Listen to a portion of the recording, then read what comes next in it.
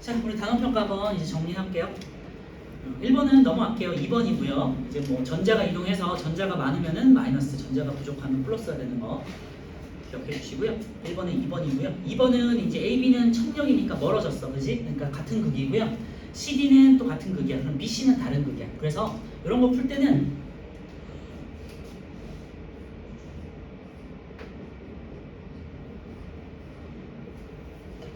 말씀드렸지만 한쪽에다 그냥 뭐 아무 부나 써봐요. 그럼 플러스 플러스가 되겠고 얘는 마이너스 마이너스가 되겠죠. 이런 식으로 한쪽에다가 부를 써시면 돼요. 그래서 A, B, C, D 중 같은 종류의 전하로 대전된 물체에 되는데요. AB와 CD가 되겠죠. AB와 그리고 CD. 근데 여기는 뭐 AB밖에 없으니까 2번에 1번 되겠지. 이런 식으로 어렵지 않게 풀 수 있으니까 꼭 부호를 임의로 지정을 해주시면 돼요.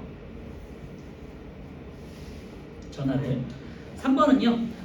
양의 전하로 대전된 대전체를 갖다 댔어요. 그러면 A 쪽에는 전자가 B에서 전자가 A 쪽으로 오잖아, 그치? 그러니까 A는 마이너스가 되고 B는 플러스가 되겠죠. 그래서 대전체와 가까운 쪽은 다른 전하로 대전되고요. 대전체와 먼 쪽은 같은 전하로 대전된다고 그랬죠. A는 마이너스, B는 플러스야, 그치? 답은 5번이고요. 금속 막대 내부에 있는 음전하의 양과 플러스 전하의 양이 달라진다 되어 있는데요. 전하의 양이 달라지는 건 아니고 상대적으로 전자의 이동에 의해서 전하량의 차이가 나는 거지 상대적인 거예요. 그렇죠? 양이 원래 있던 절대적인 양이 없어지는 건 아니잖아요. 그래서 3번에 5번이에요. 자, 4번은요. A는 플러스, B는 마이너스. 그렇죠? 왜냐하면 오른쪽에 플러스 대전체를 갖다 댔으니까 B가 마이너스가 되고요. 전자가 A에서 B 쪽으로 오니까. 그 다음에 A는 전자가 상대적으로 부족해서 플러스가 되고 고무풍선이 지금 밀려나 있잖아요. 그러니까 고무풍선은 지금 플러스인 거지. 5번은요. 음의 대전체를 갖다 대면요. 금속박의 왼쪽은 플러스가 되고요. B쪽에는 전자들이 도망을 가가지고 B는 마이너스가 되겠죠. A는 플러스, B는 마이너스가 돼요. 금속이기 때문에 전자들이 왔다 갔다 할 수 있다는 거죠. 쉽게. 5번은 3번이고요. 금속박구 내부의 음전하가 대전체와 먼 것으로 이동한다. 그죠? 전자들 이동해서 5번 3번이고요. 6번은 1번이니까 1번하고 5번인데 넘어갈게요. 7번도 이제 넘어갈게요. 답은 4번이고요. 전자가 이동하는 방향이 플러스 쪽이야. 그리고 그래서 A가 플러스가 되겠죠. A가 플러스, B가 마이너스다. 이 정도만 찾으실 수 있으면 되겠죠. 전자는 마이너스에서 플러스 쪽으로 이동하는 거다.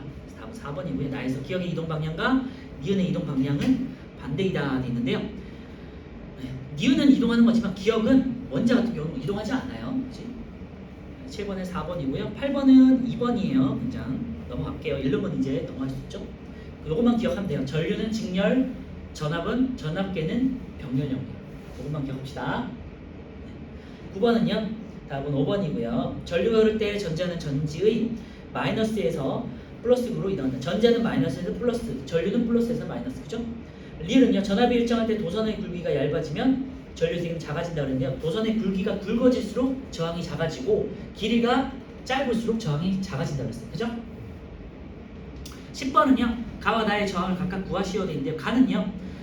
저항 같은 경우는 R은 I분의 V라고 하시면 되고요. I가 3이고 1.5니까 3분의 1.5에서 0.5. 나 같은 경우는 1.5분의 1.5에서 1옴 되겠죠.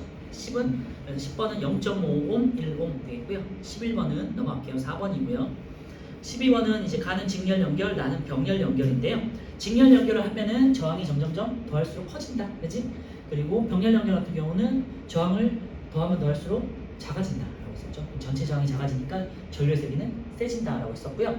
직렬 연결에서는 전압은 일정하고 전류는 일정하고 전압이 세기가 다르다고 그랬었고 병렬 연결에서는 전류는 달라지고 전압이 일정하다고 그랬지. 그지? 그래서 12번은 1번은 저항을 가와 같이 연결하면 직렬형을 연결하면요 저항의 길이가 길어지는 효과죠. 나와 같이 병렬로 연결하면 단면적이 커지는 효과라고 했어. 그리고 3번이 답이죠. 전압이 같을 때 전기회로에 흐르는 전체 전류의 세기는요 가가 나보다 작아지겠죠. 가는 전체 저항이 커지는 거니까 전류가 작아지지, 그지? 그리고 나 같은 경우 병렬 연결은요 전체 저항이 작아지니까 전체 전류는 커지고. 12번에 3번이에요. 13번은 뭐 이제 넘어갈게요. 이제 계산 문제고 5번이고요.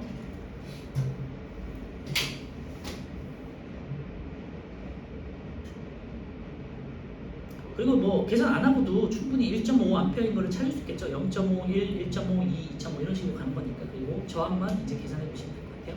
저항은 I분의 R분의 V니까 쉬운 거 1이나 5 아니면 2의 5, 2, 10 이런 걸 하나씩 잡아서 1분의 5 또는 2분의 10 하면 되겠죠. 14번은요. 2오민 전구 두 개를 6V 전지의 병렬로 연결했대요. 이것만 계산해 보면요.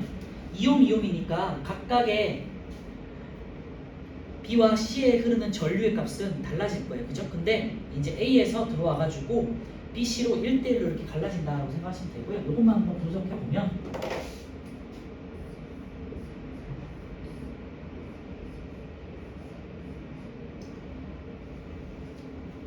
자, 그냥 간단하게 표시할게요.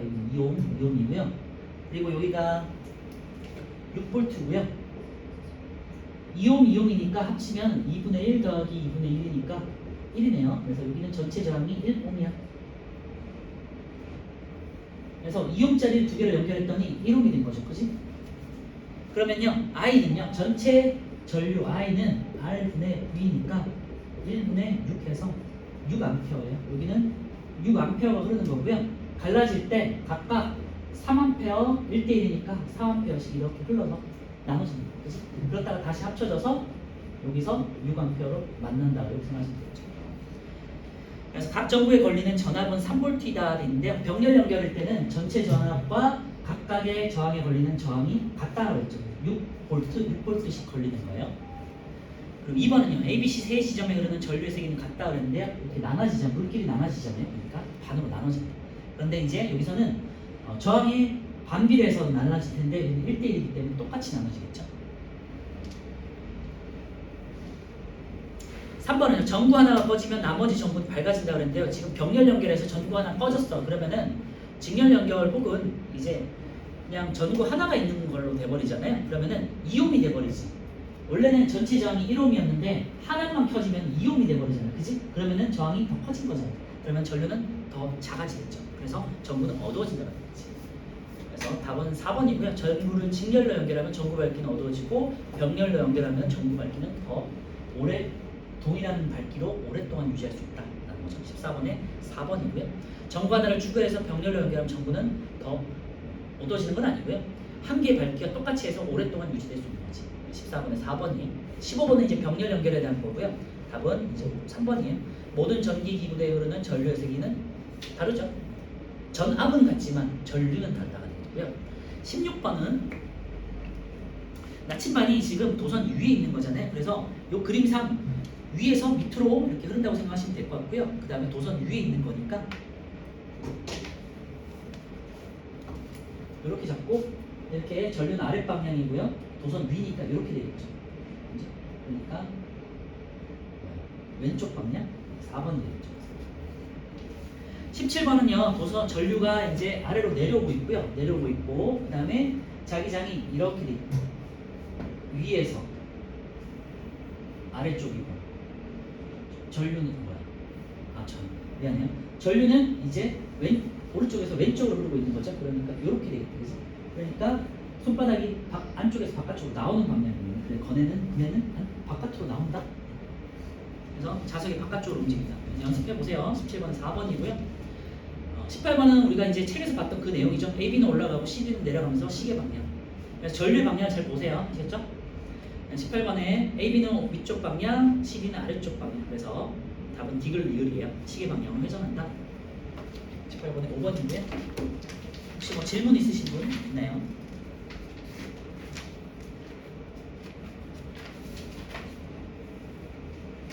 네, 없으시면 74페이지에 있는 우리 전동기의 구조와 원리만 다시 한번 조금만 더 보고 이제 방향성으로 넘어갈게요.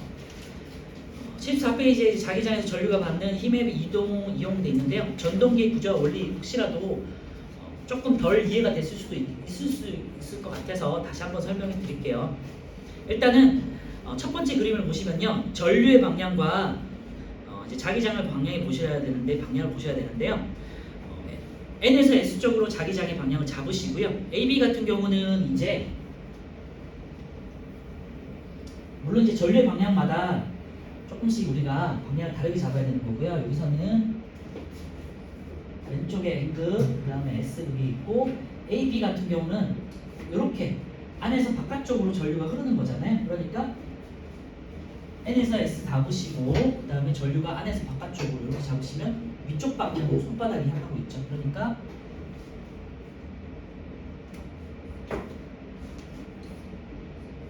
있을 때 A, B, C, D일 때 A, B는 위쪽 방향의 자기력을 받겠죠. CD 같은 경우는 지금 전류는 이렇게 흐르고 있어요. CD 같은 경우는 자기장을 이렇게 잡고 D에서 C 쪽으로 전류가 흐르잖아요. 그러니까 이렇게 잡으셔야겠죠. 바깥에서 안쪽으로 들어가는 거. 그러니까 자기력의 방향은 아래쪽이죠. 이렇게 되겠지.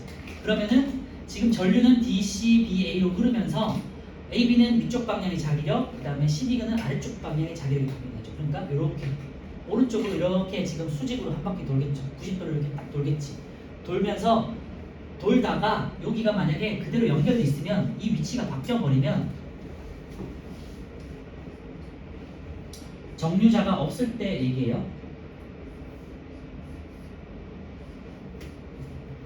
이렇게 갔어. 그러면은 여기가 A가 되고 B가 되고 C가 되고 D에서 이렇게 지금 돌아갔어. 그러면 전류는 지금 D, C, B, A로 흐르는 거잖아요. 그럼 이렇게 흐르고 있는 거예요.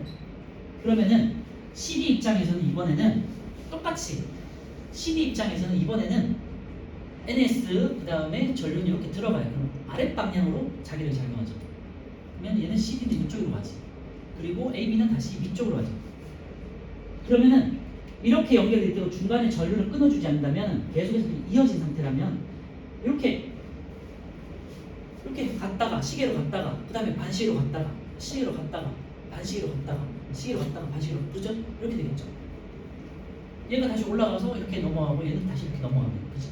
넘어갔다 이러면은 선풍기를 생각해보세요. 선풍기가 프로펠러가 이렇게 돌렸다가 이렇게 돌렸다가 이렇게 돌렸다가 아무 소용이 없잖아요. 그치? 그러니까 얘를 한 방향으로 회전을 동력을 계속해서 돌려줘야 되잖아요. 그래서 얘를 전류를 한번 끊어줘야 돼요.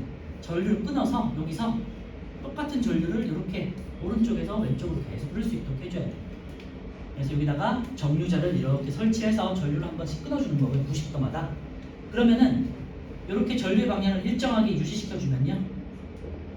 CD는 이렇게 올라가고 이번에는 또 AB는 내려갈 거예요. 그래서 계속해서 돌아갈 수 있겠죠. 한쪽 방향. 여기 이제 전동기 원리고 그래서 여기 가운데 있는 정류자가 전류를 끊어주는 역할을 하기 때문에 가운데에 이제 홈이 있기 때문에 한 바퀴 돌아갈 때마다 전류를 끊어주는 역할을 하잖아요. 이어져 있지 않으니까. 그래서 얘가 한쪽 방향의 동력을 형성시켜주는데 역할을 한다라고 했었죠. 그래서 그림을 잘 한번 기억해 주시고요. 전류의 방향을 바꿔주기 위해서 정류자가 존재한다는 거 잘 기억해 주세요. 그리고 기본적으로 이 손바닥을 이용해 가지고 이제 자기력의 방향을 찾을 수 있다면 충분히 이해할 수 있는 그림이 되겠고요. 이 원리가 기억이 안 나더라도 한번 찾아보시면 이걸로 이용해 가지고 찾아보시면 시계 방향이 반시계 방향을 찾을 수 있겠지, 그치? 다시 한번 말씀드렸어요. 여기까지 하고요. 혹시 궁금한 거 있으시면 따로 한번 질문해 주시고요. 태양계 넘어가고 우리 1학기에서 이제 마지막 단원인데 광합성이고요. 생물이 아니라 과학에서 몇 가지 중요한 주제들이 몇 개가 있는데 고등학교 때까지 이어지는 주제들 중에서 가장 중요한 것 중에 몇 개가 있는데 그 중에 하나가 광합성이에요. 그리고 우리 지구의 입장에서도 광합성 때문에 산소가 생긴 거거든요. 그래서 산소를 이용해 가지고 생활하는 육상 생물들이 탄생할 수 있는 계기가 이제 광합성 때문이고요. 그리고 산소의 대기가 가득 차면서 오존층이라는 게 생기면서 자외선을 막아주거든요. 그래서 그 해로운 자외선을 막으면서 육상 생물들이 생활할 수 있게 됩니다. 그러니까 바다에서 육상 생물로 진화할 수 있는 계기가 되는 거예요. 그래서 지구 입장에서도 그렇고 우리가 배우는 여러 가지 주제들 중에서도 가장 중요한 몇 가지 중에 광합성이 굉장히 중요한 내용이니까 잘 기억해 주시고요. 특히 광합성에서 호흡까지 이어지는 이 내용에는 실험이 한 6개에서 7개 정도 나와요. 그래서 실험이 굉장히 중요하고 그것들을 우리 직접 해볼 수 있는 입장들은 아니기 때문에 학교에서도 안 해줄 거 아니겠지. 그러니까 잘 기억해 놓고 이 실험이 무엇을 의미하는 실험인지 그리고 뭐 결과가 어떻게 되는 건지 등을 잘 기억할 수 있어야 돼요. 자, 광합성 보시면요. 광합성은요. 빛으로 뭔가를 합성한다는 뜻이에요. 광합성이라는 건요, 빛 에너지를 이용해가지고요, 그러니까 태양의 빛이겠죠. 근데 물론 이제 태초에는 태양의 빛을 이용했지만요, 이런 우리 이제 일반적인 가정에서 쓰는 괴결들이나 이런 형광등을 가지고도 광합성이 돼요. 광합성이라는 건요, 빛으로 영양소를 만드는 과정이고요. 재료는 이산화탄소하고요. 제가 그냥 분자식으로 쓸게요. 물을 가지고 그 다음에 빛으로 포도당이라는 영양소를 만들어요. 그 다음에 산소를 만들어내요. 그래서 이산화탄소와 물을 빛으로 포도당과 산소로 가공한다. 그리고 포도당을 합성하는 과정이 광합성이라고 생각하시면 돼요. 그래서 잘 기억해 주시고요. 뒷단원에 나오는 호흡이라는 게 있는데요. 세포가 호흡을 하거든요. 근데 이 세포의 호흡은 우리가 알고 있는 그런 호흡이 아니에요. 호흡 기관을 이용해가지고 산소를 들이마시고 이산화탄소를 내뱉는 그런 호흡은 아니고요. 산소를 이용해가지고 이산화탄소가 만들어지기 때문에 그냥 일종의 그냥 기체가 교환되기 때문에 호흡이라는 용어를 쓰는 거고, 세포에서 이루어지는 에너지를 만들어내는 과정이거든요. 근데 그냥 산소가 이산화탄소가 기체가 교환하기 때문에 그냥 호흡이라는 단어 써요. 그래서 세포 호흡을 약자로해서 그냥 호흡이라고 쓰게 하는데, 세포에서 하는 호흡이다 이렇게 생각하시면 되고요.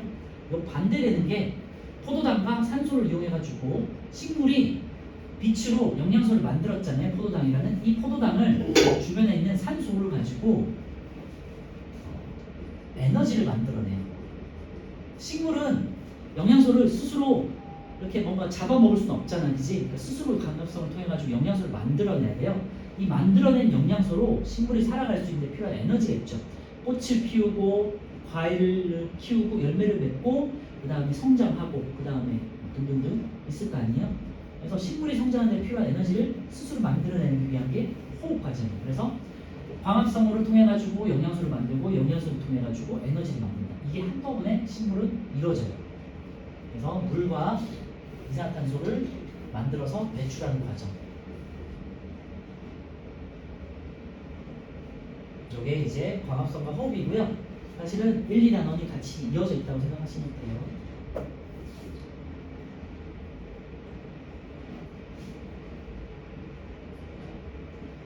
자, 그래서 광합성이라는 거는 이산화탄소와 물을 가지고 빛에너지로 포도당과 산소를 만드는 과정이다. 한번 기억해 주시면 될 것 같고요.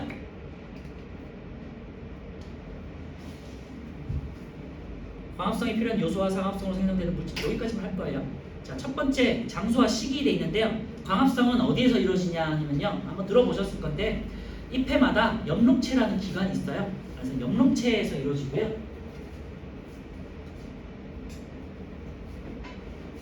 광합성은 엽록체라는 곳에서 이루어지고요. 잎의 파란 부분이 전부 엽록체, 초록색 부분이 있죠. 엽록체가 초록색이에요. 그래서 잎들이 초록색으로 보이는 이유는 그만큼 엽록체가 많다는 소리고요. 이 엽록체 안에 빛은 엽록소라는 기관이 또 있어요. 엽록체라는 안에 그 옆에 그 엽록체라는 공간 안에 기관 안에 엽록소라는 또 작은 세포 소유 기관이 또 있어.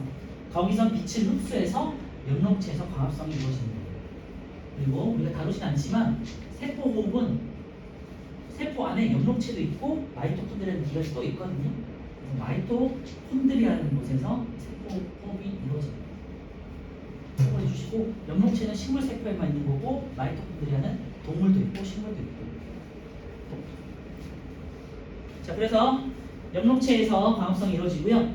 엽록체 안에 있는 엽록소에서 빛을 흡수한 다음에 엽록체에서 광합성이 이루어지고요. 그렇게 기억해 주시고, 빛이 있어야 되지 광합성이 이루어지잖아요. 그래서 항상 광합성은 낮에만 일어나요. 밤에는 일어나지 않아요. 오케이? 그런데 이제 인위적으로 사람들이 식물 같은 걸 키우거나 뭐 작물 같은 거를 키울 때는 빛을 이용해가지고 키울 수 있죠. 인위적으로. 요즘에 그래서 스마트 파밍이 해가지고 뭐 LED 전구 같은 걸 켜놓고 식물을 키울 수 있잖아요. 그치? 그렇게 키울 수는 있어요. 근데 일반적으로는 낮에 광합성이 이루어진다. 왜? 빛이 있어야 되기 때문에. 그래서 식물 세포의 엽록체에서 빛이 있을 때 낮에 일어난다. 거기다가 밑줄에 놓으세요. 엽록체에서 낮에. 그리고요, 2번까지만 볼 건데요. 광합성에 필요한 요소와 광합성으로 생성되는 물질인데요. 광합성에 필요한 재료는요, 이산화탄소와 물이에요. 그죠? 그리고 생성되는 건 포도당과 산소예요. 그러면은 이산화탄소는 어디에서 오고 물은 어디에서 오는지 봐야 되잖아. 기체잖아요. 이산화탄소는 이제 기체인데 기체는 기공이라는 곳이 있어요. 잎에는 아래쪽이나 잎의 뒷면이나 아래쪽에는 그러니까 태양의 반대쪽으로 기공이라고 해가지고 식물의 아래쪽에 이렇게 이파리 있으면 밑에 이렇게 구멍들이 이렇게 있어요. 이거를 이제 기공이라고 하고요.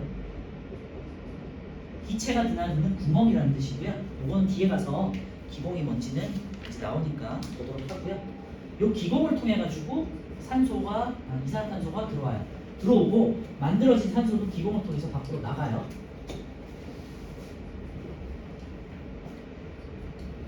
그리고요, 물 같은 경우는요, 어디서 들어오겠어요? 뿌리에서 들어오겠죠. 뿌리에서. 그래서 뿌리, 줄기, 이제 잎을 통해 가지고 이제 물이 들어와요. 그래서 뿌리는 삼투압으로 해서 물이 들어오는 거고요. 그 다음에 줄기에는 물관이라는 곳이 있어요. 그래서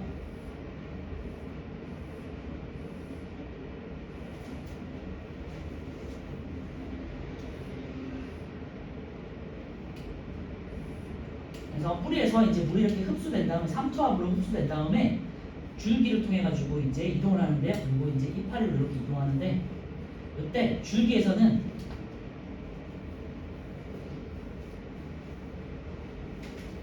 이건 이따가 할게요. 어쨌건 줄기에 물관이라는 곳이 있어요. 줄기를 잘라보시면 식물을 잘라보면요, 이렇게 이제 수평을 잘라보면은 안쪽에 이제 관이 있고 그 다음에 바깥쪽에 또 원형의 관이 있는데요. 안쪽에 있는 거를 물관이라고 하고 바깥쪽에는 이제 영양분들이 돌아다니는 체관이 있어요. 물질들이 이동하는 영양소가 이동하는 체관이 있어요. 그 중에서 물은 물관을 통해 가지고 이동을 해요.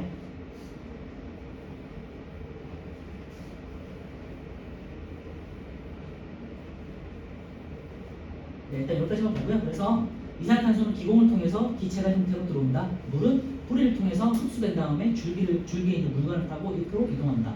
그리고 포도당은 생성되고 산소는 기체로 생성돼서 보통은 이렇게 자기가 필요한 에너지를 만들기 위해서 산소가 호흡에 사용되기도 하고요. 남는 거는 이제 잎을 기공을 통해서 밖으로 배출되는 거예요.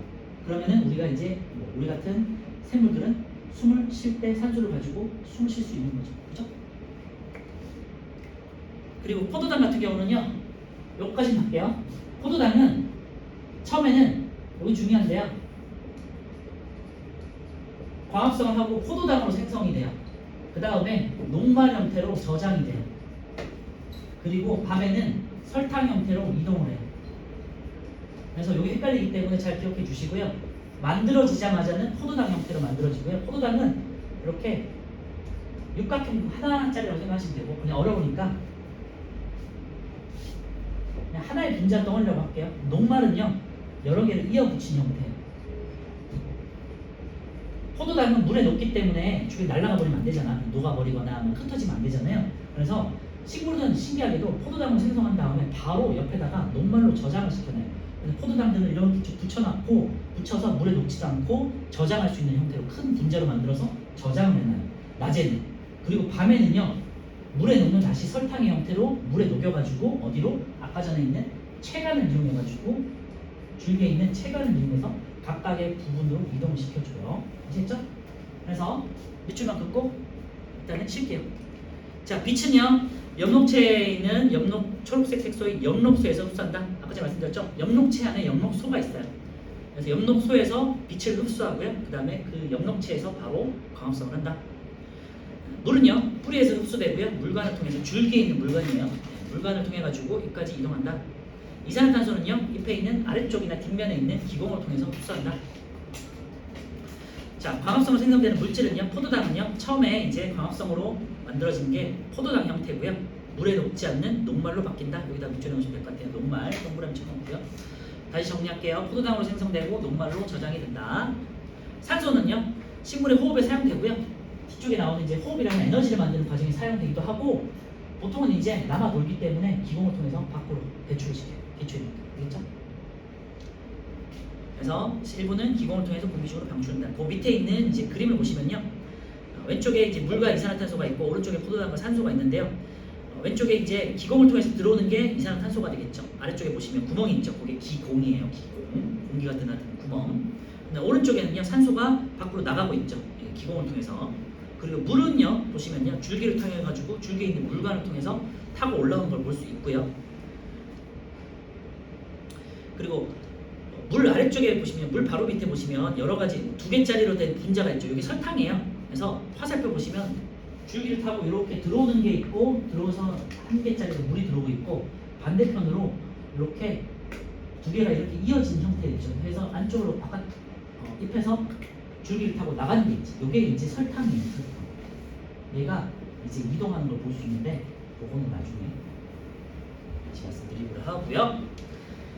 그 다음에 물과 이산화탄소를 이용해가지고 비대에너지로 포도당과 산소가 만들어진다. 그리고 포도당은 녹말로 지금 포도당은 하나의 분자인데 그 바로 밑에 있는 녹말은 여러 개의 분자가 이어져 있는 거 볼 수 있죠.